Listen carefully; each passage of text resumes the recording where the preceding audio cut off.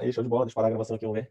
Não vai errar, hein? Fala, pessoal! Mais um vídeo aqui no Literascience hoje com um convidado especial na nossa série Café Consciência, professor Felipe Carpes. A gente vai conversar um pouco aí. Olha lá ele lendo um excelente livro, E show de aí, bola. pessoal?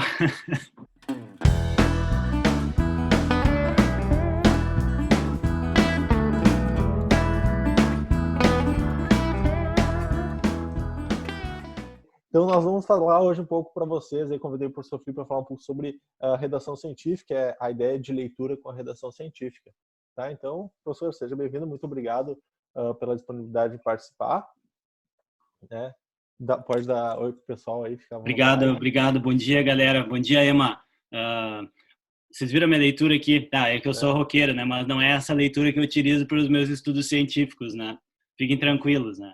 Até poderia, né? Porque o rock and roll e a música, eles têm um grande efeito sobre o sistema nervoso central, periférico, enfim, né? Mas sempre tem. não é exatamente sobre isso que a gente vai falar hoje. Que pena, porque eu gosto de falar de rock and roll. Quem sabe numa próxima vez. Uma próxima vez poderia fazer o benefício da música, né, para a vida, né, de modo científico. Bom, eu até separei dois livros aqui que eu acho que tu vai citar também hoje na fala. Ó. São dois livros do professor Justo Volpato e a ideia do porquê também a gente pensou em fazer esse vídeo. Eu convidei o professor para falar esse vídeo porque um dos vídeos mais vistos aqui no canal, no Literascience, é um vídeo que eu falo sobre o porquê meu artigo foi negado. Esse é o artigo o vídeo mais visto, é porque meu artigo foi negado. E um dos motivos para o artigo ser negado é porque é uma redação chata normalmente, né? O problema de redação científica. Então, bom, professor, podia falar para nós um pouco da importância, né, da leitura, a importância da gente manter uma rotina de leitura tanto científica para começar a escrever um artigo científico? Claro. Bom, escrever é difícil, né? Em qualquer condição. Eu acho que a gente tem vários artistas aí, escritores e escritoras que escrevem livros muito bons, mas certamente é um processo de construção que vai se aperfeiçoando com a prática, né? Então, acho que ter uma narrativa, saber o que contar, saber o que dizer, né, é o primeiro passo importante para fazer uma fala. Nesse caso que a gente está conversando hoje aqui, mais o contexto científico, escrever um artigo. Só que o problema ou a solução para isso é que muitas vezes as pessoas não se dão conta que o escrever, ele depende muito da leitura científica, né?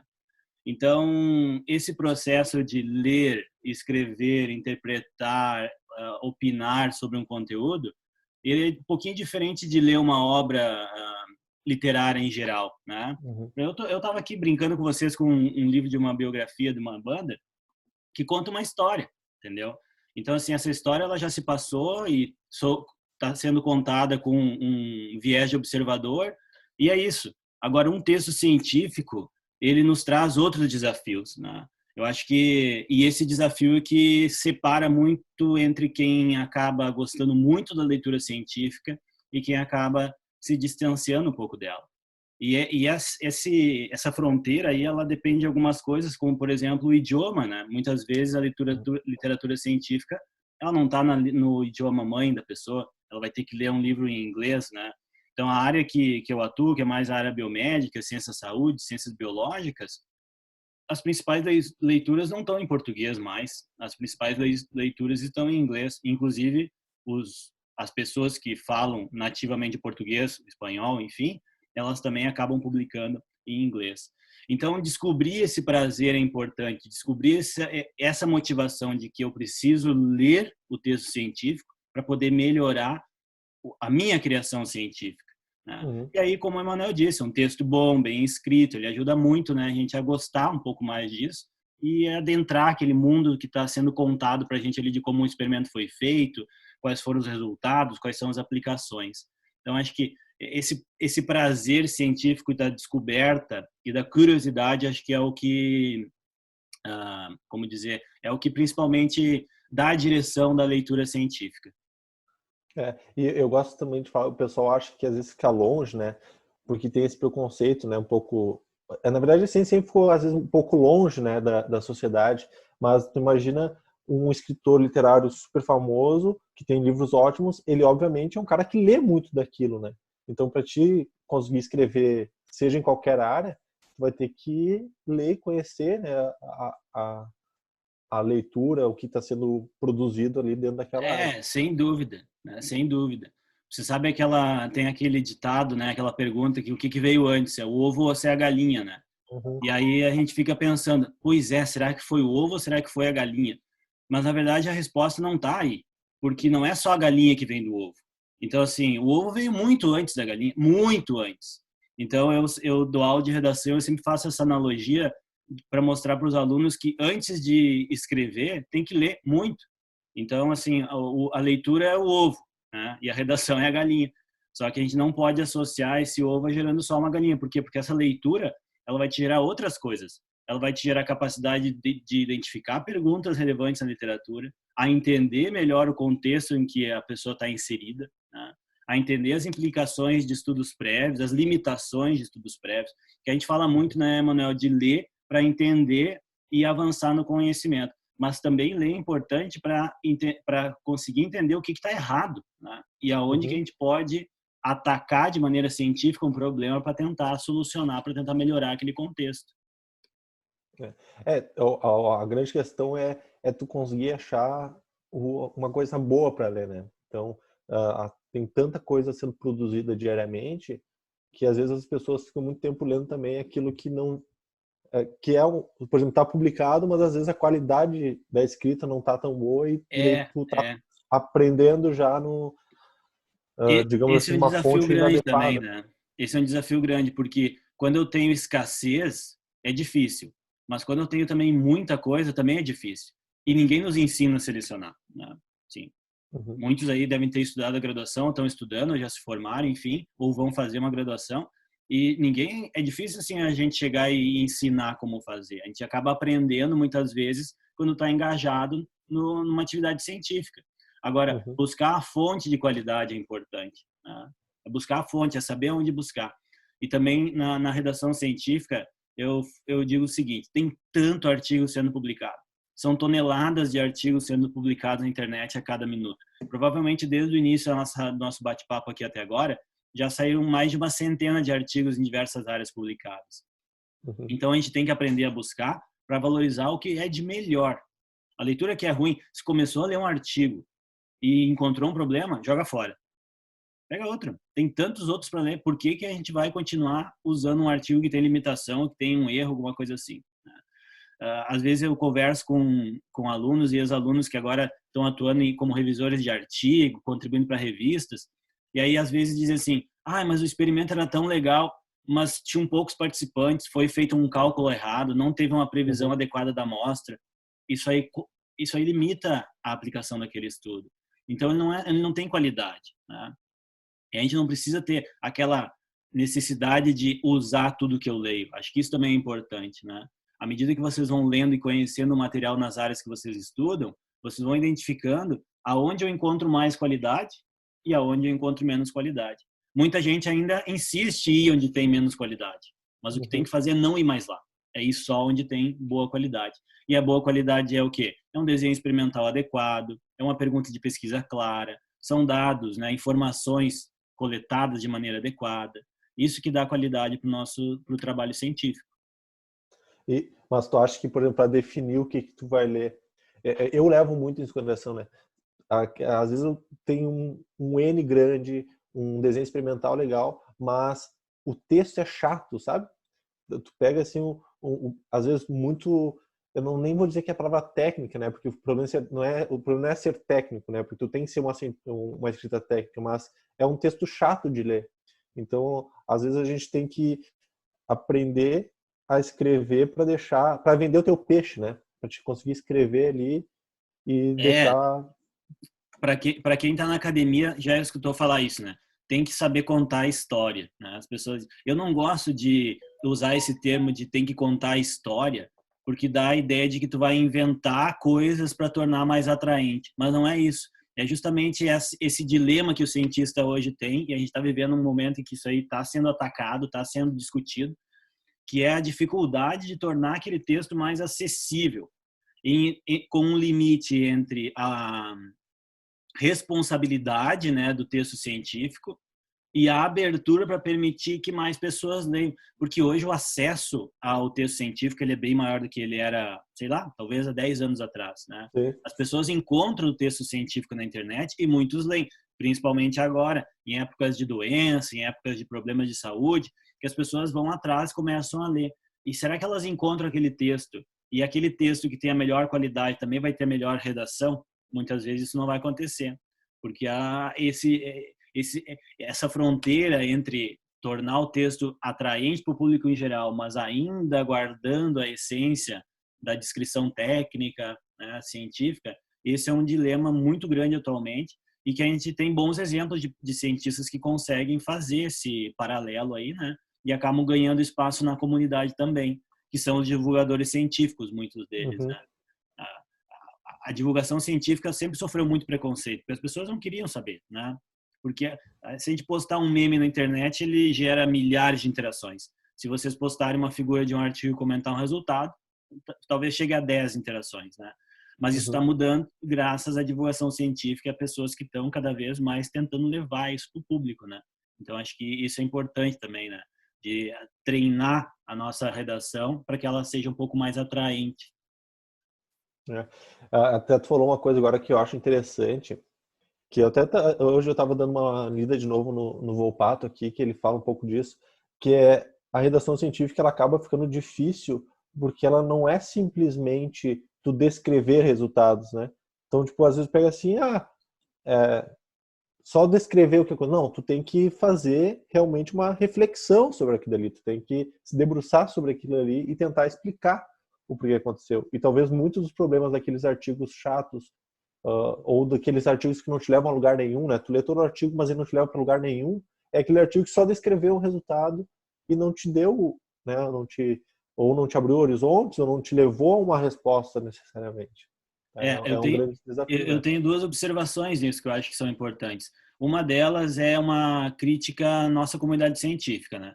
Eu acho que a gente tem muitos grupos, muitos cientistas que acabam pulando de pergunta em pergunta e na verdade não respondem uma pergunta. Então a gente tem uma pergunta de investigação, uma linha de investigação, e a gente tem que tentar chegar a um ponto final, ainda que temporário, naquilo. Mas muita gente não chega nisso. Responde uma pergunta aqui, só que a pergunta maior ela continua aberta e aí move para outro lado, né? Então isso é um problema. E outro é a pressa, né? Eu acho que a gente é muita correria para publicar o artigo, para mostrar aquele resultado, e a gente acaba não discutindo tanto quanto deveria antes de divulgar, né? Por que eu digo isso? Porque quanto mais pessoas ouvirem o teu texto, lerem o teu texto e puderem opinar, a chance de ter um feedback maior e melhorar a qualidade dele também aumenta, né? Hoje um artigo para ser publicado científico, quantas pessoas leem esse artigo antes de ser publicado? Vamos pegar em média o número de autores da área biomédica, e saiu até um estudo recente aí numa revista de cientometria mostrando que está em torno de 7 autores. Então, 7 autores, certo? Mais o editor, 8, mais 2 revisores, 10. 10 pessoas olharam aquele artigo, né? Então, assim, depois ele vai ser exposto para milhões. Tem uma corrente aí que a gente ainda está começando nisso, eu não tenho uma opinião 100% formada ainda, né? Que são os pré-prints. O que é o pré-print? O pré-print, o cientista mostra o que produziu antes de publicar e outras pessoas podem opinar, né? Enfim, esse é um debate importante que a gente tem que fazer em algum momento, mas é também uma mudança de paradigma do seguinte, o cientista ele quer mostrar para mais gente antes de publicar, né? E eu acho que isso aí está relacionado com mais opiniões e também aquela pressa de divulgar, né? Aquela pressão por resultados de publicação que muitas vezes acabam limitando a interpretação de um resultado e até mesmo quanto que aquele resultado vai gerar outras investigações avançando no tema. Eu tenho duas perguntas para ti, que é a questão que sempre tem essa dúvida, né? O pessoal que está na graduação, assim, fiz meu TCC lá na graduação e eu quero publicar meu texto. Esse texto da iniciação científica e da graduação, ele obrigatoriamente ele é um texto pior e por isso ele não vai ter chance de entrar em grandes revistas, ou ele já tem chance de ter alto impacto, né? Porque o pessoal acha assim, mas é só um TCC ali, é só meu TCC, deixa eu mandar aqui para essa revista de Porto Alegre mesmo. Ele tem Eu consigo pegar um texto da graduação e já tornar ele... O que eu vou te dizer? Isso depende de várias coisas, né? Eu sou um cara muito franco, assim. Por exemplo, o aluno que começou a desenvolver alguma coisa de pesquisa no TCC, provavelmente não vai ser um TCC de alto impacto, né? Por quê? Porque a base científica vai ser muito fraca, né? O conhecimento do tema vai ser ainda muito superficial. Então, pode ser até que aconteça, né? De sair Uhum. um trabalho, nossa, é algo muito bom, muito original, mas não é o que se espera, né? Agora, se um aluno está na graduação, vai fazer o seu TCC, e ele já vem envolvido com a pesquisa científica, ele já conhece o tema, ele já participa de atividades, eu acho que ele tem a total chance de ter um trabalho de mais alto nível. Eu poderia citar N exemplos, inclusive Uhum. o teu exemplo de vários trabalhos na graduação que foram publicados em periódicos muito bons, que recebem muitas citações, mas o contexto era diferente. Era de um estudante que ainda na graduação estava envolvido com a pesquisa científica, o que é Uhum. fundamental, né? Enquanto os alunos estão na graduação, eles terem essa vivência também, né? A grande questão é tu ter uma boa, digamos assim, iniciação científica mesmo, né?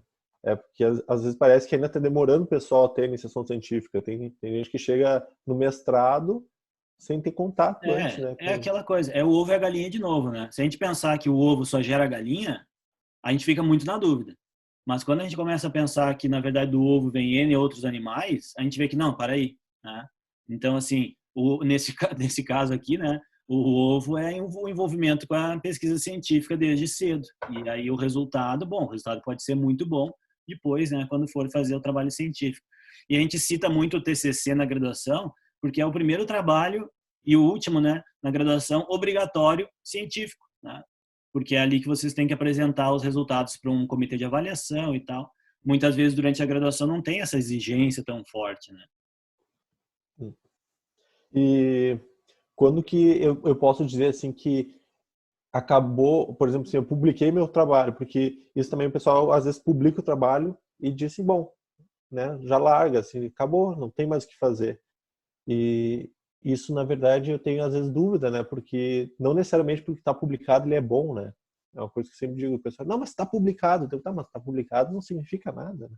Essa é Tanto o teu fácil, né? trabalho quanto os outros, né? Pois é. Essa resposta é fácil. Até como mencionou antes os trabalhos do Volpato, ele fala, e eu concordo, o trabalho ele terminou quando ele é citado por outro, né? Porque ele é usado para alguma coisa. Então ele tem que ser usado para alguma coisa. Terminei o trabalho, escrevi o artigo, submeti, foi aceito, está publicado. Ok, ótimo para ti. Mas para a comunidade científica ele ajudou? Ele vai ajudar quando ele tiver sido citado. E, infelizmente, muitos acabam não sendo citados ou sendo muito pouco citados, né? E aí volta o nosso início do vídeo, né? Que é o quê? É qualidade da construção daquele material, que passa por muita leitura, selecionar a base de qualidade, escolher os melhores artigos, valorizar a boa redação, usar os artigos que vocês consideram de melhor redação, para construir boas perguntas que vão gerar bons projetos, que vão gerar boas publicações. Então é um ciclo, né, que a gente tem que trabalhar.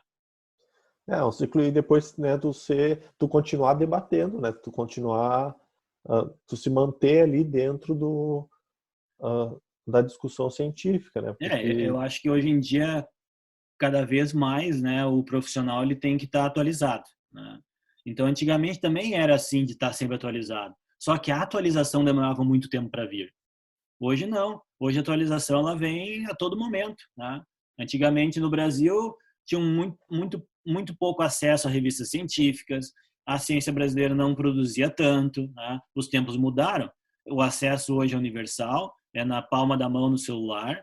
Vocês conseguem ler muitos artigos. Então a demanda por atualização ela aumentou muito. E agora essa leitura e atualização ela tem que fazer parte do dia a dia profissional. Antigamente não precisava. A gente usava a mesma coisa 5, 10 anos até que mudava. Ah, agora mudou, vamos fazer um curso para aprender a coisa nova.